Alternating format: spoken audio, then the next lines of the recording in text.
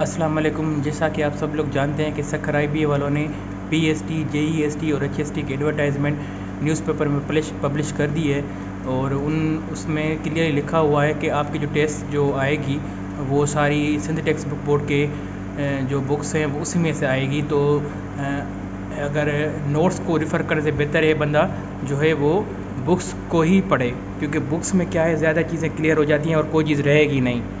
अब जो भी चीज़ रह गई तो वो एमसीक्यूज़ आपका मिस हो जाएगा और आपके जो नीचे जो बंदा होगा वो ज़ाहिर सी बात है हाईएस्ट मार्क लेकर जाएगा। जो नोट्स बनते हैं वो भी शायद बुक्स से ही बनते हैं, तो कोशिश करके नोट्स को रेफ़र ना करें बल्कि बुक्स को रेफ़र करें।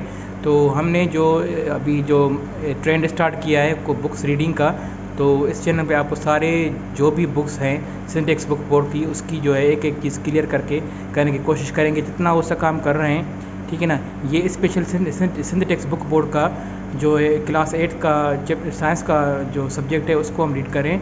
ये सिंध टेक्स्ट बुक बोर्ड लिखा हुआ है और जो स्पेशली डिज़ाइन किया हुआ है टेस्ट एडिशन के हिसाब से ना, ठीक है ना।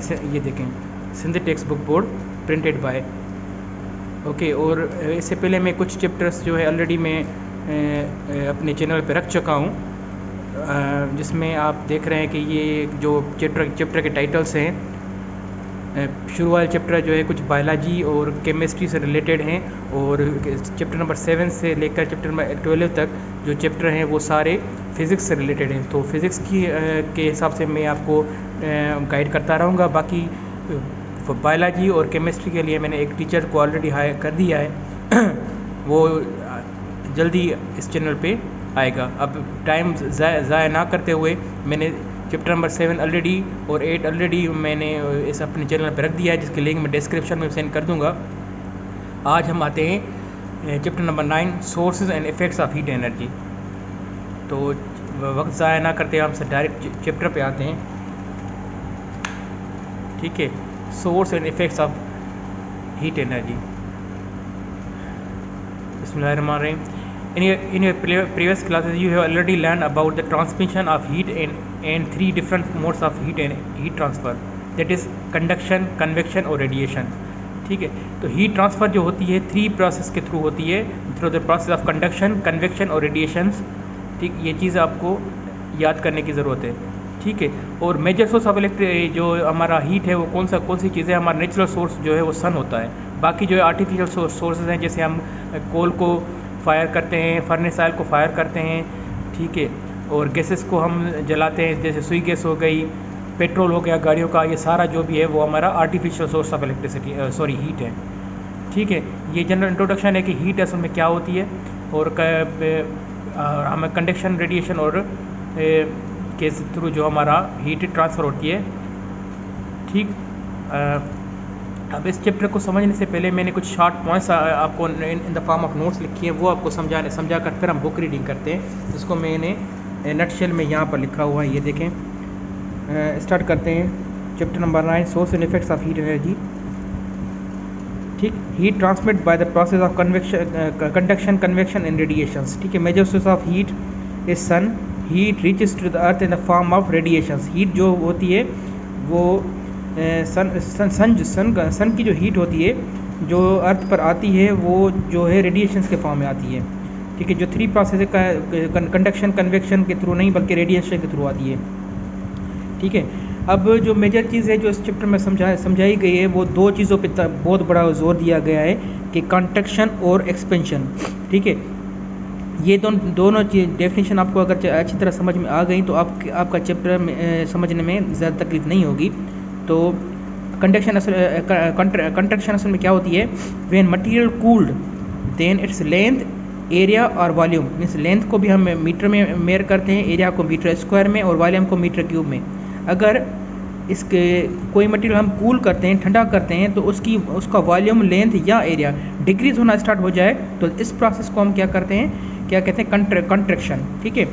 और कंट्रैक्शन जो होती है तो प्रोसेस ऑफ कूलिंग होती है। कूलिंग करेंगे तो हमारी कंट्रैक्शन होगी और हीटिंग करेंगे तो हमारी एक्सपेंशन होगी। अब एक्सपेंशन पे आ जाते हैं, when material is heated its length, area और volume increases, this process called expansion, hence material can be expanded by heating. ठीक है, अब आपको समझ में आ गई कि मटेरियल एक्सपेंड कैसे होता है through the process of heating, और मटेरियल कॉन्ट्रैक्ट कैसे होता है through the process of cooling. ठीक है, ये दो इंपॉर्टेंट डेफिनेशन है, इसको देख लें आप। और इसके बाद आ जाते हैं heat always transfer from hot body to cold body. अब इसको मैं समझाने के लिए समझाने की इस तरह से डिफाइन करता हूँ कि सपोज करें आप एसी रूम में बैठे हुए हैं, ठीक, जैसे ही आप दरवाज़ा बंद करके एसी ऑन करते हैं तो आपका टेम्परेचर जो होता है वो क्या हो जाता है, कम हो जाता है। मीन्स आपका सपोज करें पहले आपका टेम्परेचर था 40 डिग्री सेंटीग्रेड 50 डिग्री सेंटीग्रेड तक हमारा नॉर्मली जो हमारे सिंध के इलाकों में आ जाता है टेम्परेचर। ठीक है, उसको हम क्या करते हैं, एयर कंडीशन स्टार्ट करते हैं तो हमारा टेम्परेचर डिक्रीज़ होकर 20 डिग्री सेंटीग्रेड रूम टेम्परेचर आ जाता है। और आप अचानक से सपोज करें कि दरवाज़ा खोल देते हैं तो आपके वरांडे की जो गर्मी है या आप साइड में जो दूसरा रूम है उसकी जो गर्माइश है वो हमेशा ट्रांसफ़र होती है टुवर्ड्स द आपके जो एसी वाला रूम है, वहाँ पर जो है वो गर्माइश ट्रांसफ़र हो जाती है। ऐसा नहीं होता है कि जब आप कमरा जैसे अपना एसी वाला कमरा खोलेंगे तो आपके वरांडे में ठंडक आ जाएगी, ऐसा नहीं होगा। हमेशा हीट ट्रांसफ़र होती है from hot body to cold body. जो वरांडे की गर्माइश है वो आपके कमरे में आ जाएगी। ऐसा नहीं होगा कि आपकी जो ठंडा जो कमरा है वो आपके वरांडे को भी ठंडा कर दे। ठीक है, तो हीट हमेशा ट्रांसफ़र होती है from hot body to cold body, not from cold body to hot body. अगर cold body to hot body अगर हीट आप ट्रांसफ़र करने की कोशिश करेंगे तो with the expenditure of some energy, जैसे आप देखें एसी हमारी एक एनर्जी सोर्स है जो कमरे को ठंडा कर रही है। वो क्या कर रही है, एसी चलाने से हमारा कमरा जो है वो ठंडा हो रहा है। Means we use some source of energy for the cooling of the room.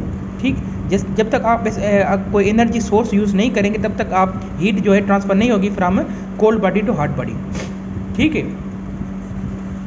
इसके बाद आ जाते हैं all the 3 states of matter के 3 स्टेट्स हैं, सॉलिड, लिक्विड एंड गैसेस। अब इसमें कॉन्ट्रैक्शन, थर्मल एक्सपेंशन जो होती है वो कैसे होती है, उस चीज़ को समझाने के लिए हम सपोज करें एक मैंने लिया है ये सॉलिड का पीस लिया है, ठीक है, कंटेनर में।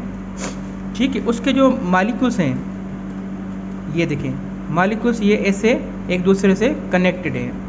ठीक है, अब गैस मॉलिक्यूल्स जो होते हैं वो हमेशा वाइब्रेट करते हैं। अगर इसको हीट दिया जाए, नीचे से इसको हीट दिया जाए, ये फॉर्म्स देखें, इसको जब हीट दिया जाए तो इसके गैस मॉलिक्यूल्स जो हैं वो यहाँ पर इस अपनी जगह पर वाइब्रेट करना स्टार्ट कर देंगे। ये देखें वाइब्रेट कर रहे हैं। ठीक है, ऐसा नहीं होगा कि जो ये मॉलिक्यूल है वो इस जगह पर आ जाए, ये मॉलिक्यूल है वो इस जगह पर आ जाए, अपनी पोजीशन चेंज नहीं करेंगे, अपनी ही जगह पर वाइब्रेट करना स्टार्ट करेंगे। जैसे अपनी जगह पर वाइब्रेट स्टार्ट करना शुरू करेंगे तो इसमें क्या होगी, एक्सपेंशन आ जाएगी। इस मॉलिक्यूल में क्या होगी, या तो ये लेंथ में इंक्रीज़ होगा, या वॉल्यूम में इंक्रीज़ होगा, या आपका एरिया में इंक्रीज़ होगा। जैसे इंक्रीज़ होता जाएगा तो इसकी साइज़ क्या आगे बढ़ती जाएगी। साइज़ बढ़ेगी तो क्या होगी, हमारी एक्सपेंशन होती जाएगी। अगर आप हीट करेंगे तो इसकी साइज़ इंक्रीज़ हो जाएगी इन द फॉर्म ऑफ लेंथ में, या एरिया में, या वॉल्यूम में, बाय अप्लाइंग हीट। जैसे वो ठंडा होगा आप हीट इसको ख़त्म कर देते हैं, तो जैसे ये वापस ठंडा होगा तो जो जितनी एक्सपेंशन पहले हुई थी वो क्या होगी, वो अपनी ओरिजिनल फॉर्म में आ जाएगी। ऐसे इस फॉर्म में ऐसे आ जाएगी। मीन्स पहले ये ऐसे था, अब वो इस फॉर्म में आना स्टार्ट हो जाएगा। तो ये फिर हीट हटाने से ये क्या होगा, फिर से ये कॉन्टैक्ट हो गया। ठीक है ना, ठीक है ना। तो यही चीज़ है सॉलिड में, लिक्विड में और गैसेस में, सब में यही चीज़ होती है कि जब हीट अप्लाई करेंगे हम तो क्या होगा, molecules of the gas, liquid और सॉलिड्स क्या होंगे, वो एक्सपेंड होंगे इन the form of length, area और वॉल्यूम में। और जैसे उसको कूल करेंगे, मीन्स हीट जैसे हम कम कर देंगे, हटा देंगे, तो ये अपने ओरिजिनल शेप में आना स्टार्ट हो जाएंगे। ठीक है, अब लिक्विड्स में भी ऐसा ही होता है। जैसे आपने देखा होगा कि मरकरी इज़ अ लिक्विड। ठीक है, मरकरी लिक्विड है। अब उसमें क्या होता है कि हमारा जो टेम्परेचर होता है, सपोज करें आपको फीवर हो गया है, आपको बुखार हो गया है, आप नॉर्मल बॉडी टेम्परेचर जो होता है वो 37 डिग्री सेंटीग्रेड होता है, यहाँ आप उसको 98.6 फ़ारेनहाइट लिख सकते हैं। ठीक है ना।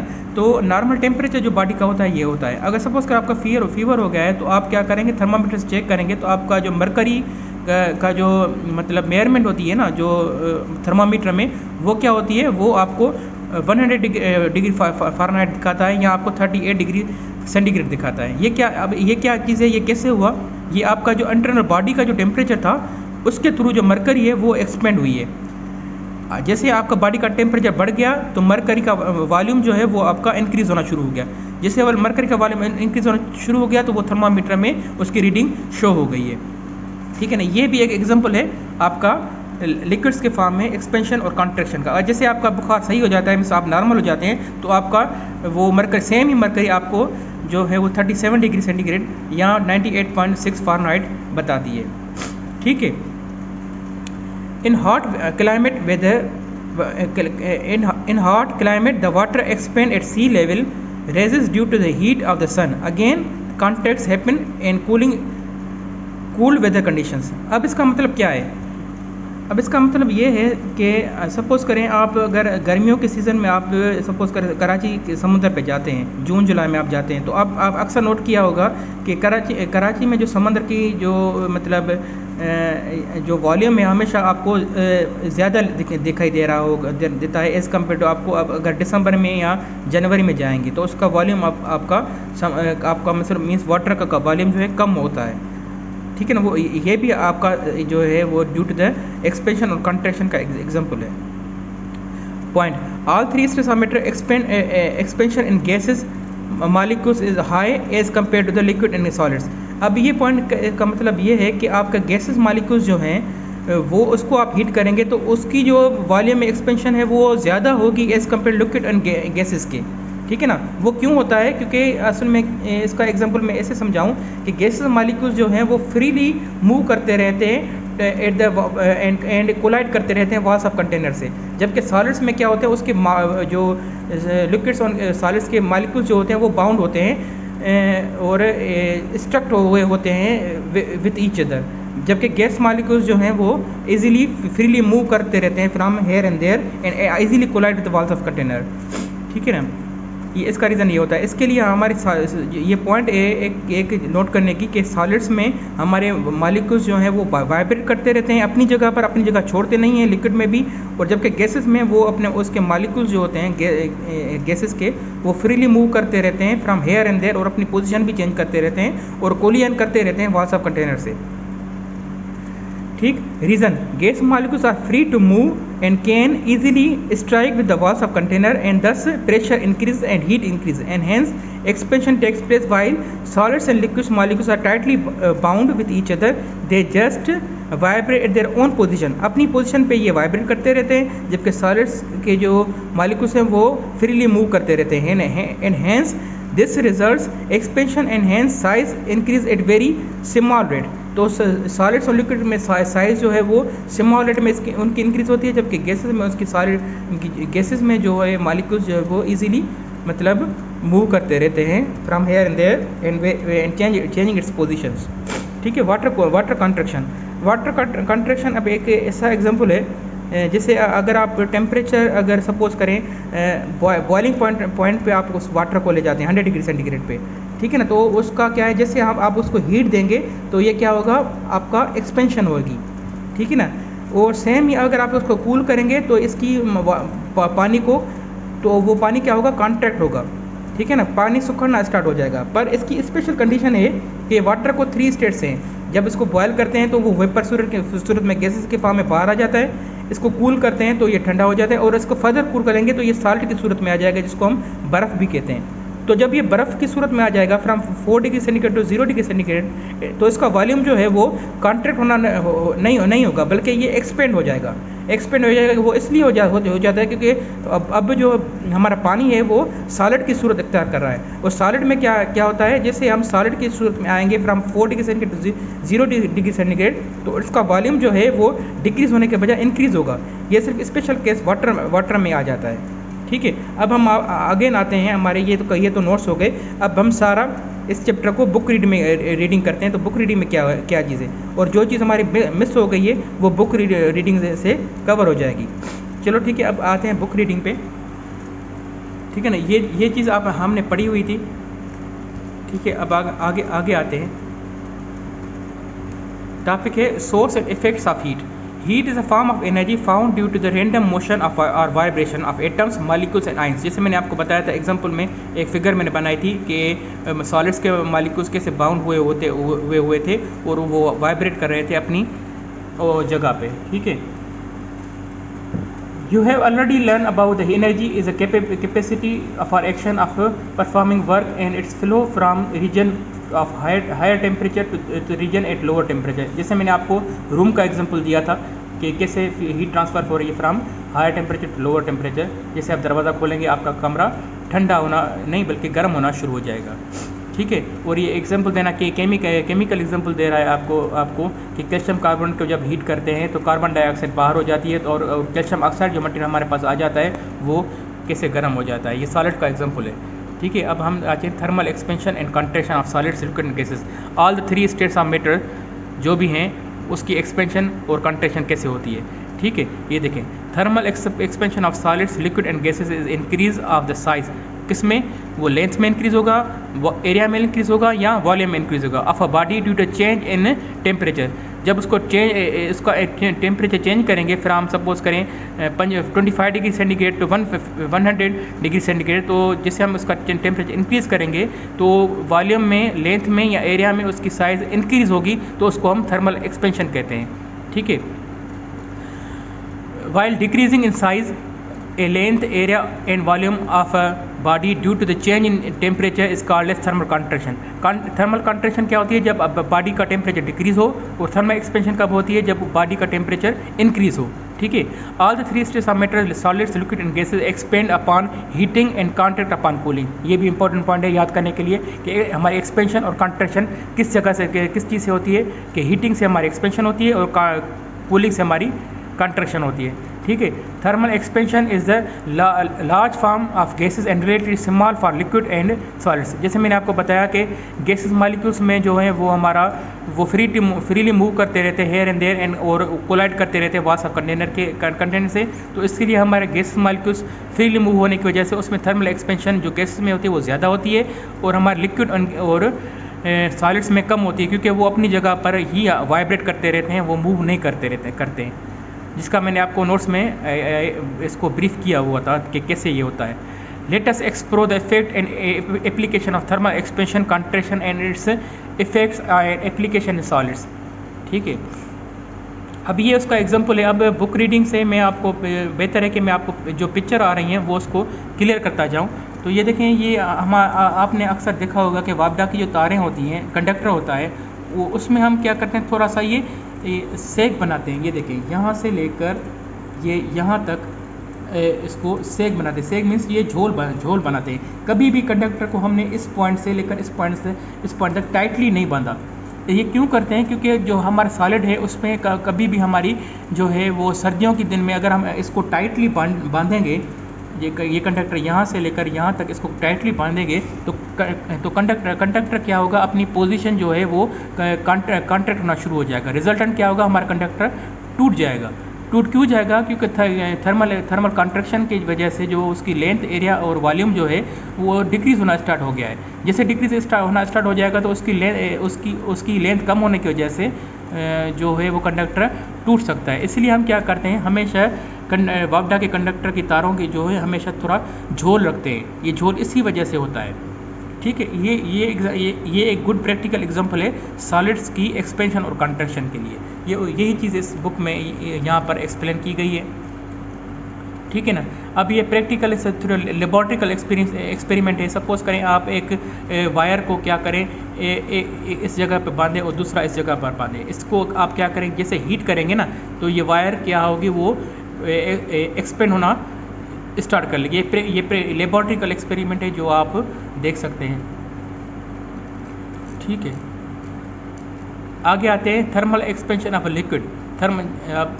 ठीक, अब देखें, have you ever notice that the liquid mercury in a thermometer raises on heating and falling on cooling. इस चीज़ को सारा मैंने आपको ऑलरेडी मैं एक्सप्लेन कर चुका हूँ नोट्स में कि आपको टेम्परेचर हो जाता है तो आपका मतलब आपकी फ़ारेनहाइट कैसे रेज हो जाती है और आप जब नॉर्मल हो जाती है तो आपकी फ़ारेनहाइट जो है वो कैसे लो हो जाती है। ये वही चीज़ है, ठीक है। अब आ जाते हैं आगे। The 3 states of matter expand upon heating because particles absorb heat and move further apart and hence takes more space. जैसे मैंने आपको फिगर में बताया था, जो मैंने आपको नोट्स में फिगर दिखाई थी, कि जैसे हम हीट करते हैं तो पार्टिकल्स जो होते हैं वो उसमें क्या हो जाता है, पार्टिकल्स जो है हमारे जो मॉलिक्यूल्स हैं और आयंस हैं उसमें क्या होती है, हीट एब्जॉर्प्शन हो जाती है। रिजल्टिंग हमारी क्या होती है कि हमारी एक्सपेंशन हो जाती है। While upon cooling particles comes closer and hence it contracts and get smaller. ठीक है, ये सारा जो है मैंने नोट्स में जो ऑलरेडी एक्सप्लेन कर चुका हूँ, ये वही चीज़ें, कोई एक्स्ट्रा चीज़ नहीं है जो मतलब मैं आपको ब्रीफ कर सकूँ। बस ये आप बुक रीडिंग है तो बुक रीडिंग में वही चीज़ लिखी है जो मैंने आपको नोट्स में पढ़ाई है। ठीक है, the peculiar behaviour of water during expansion and contraction.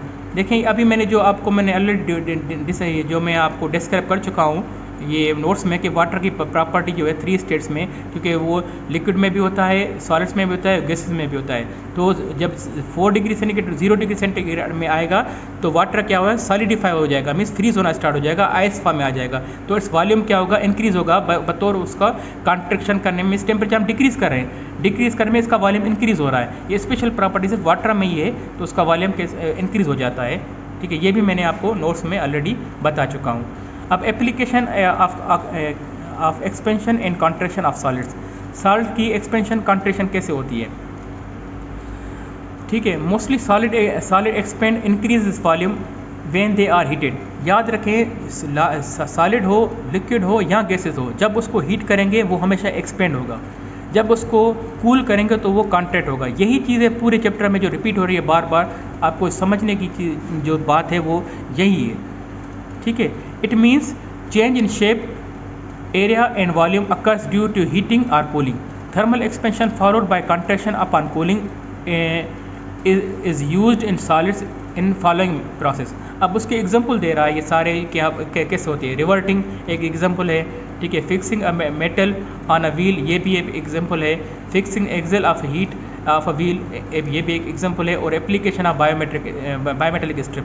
अब इन तीनों एग्जांपल में से मैं एक एग्जांपल आपको डिटेल में बता रहा हूँ कि असल में क्या होता है। चलो इसको ही ले लेते हैं। तो अभी इसको मैं ऐसे करते हैं, ये एक स्टील की जो है वो रॉड है, ठीक है ना। इसको हम क्या करते हैं, पहले इसको हीट करते हैं। हीट करने से ये क्या हो जाती है, एक्सपेंड हो जाती है।